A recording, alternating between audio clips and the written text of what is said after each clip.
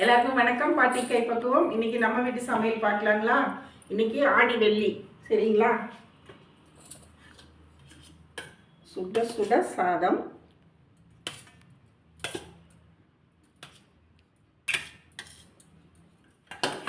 அதுக்கப்புறம் பால் பாயாசம், ஜவ்வரிசி பால் பாயாசம்.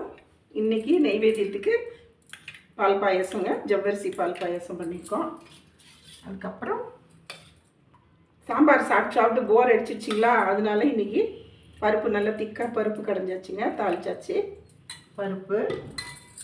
அதுக்கப்புறம் சூப்பராக பருப்பு ரசம். இங்கே மழை ஓயலைங்க 2 மாதமாக. ரசம், பெங்களூர் மழை, ஐஸ் மாதிரி இருக்குங்க கிளைமேட். அதுக்கப்புறம் நல்ல நாட்டு அவரை, சீனி அவரை பொரியல். அதுக்கப்புறம் பாலக் கூட்டு.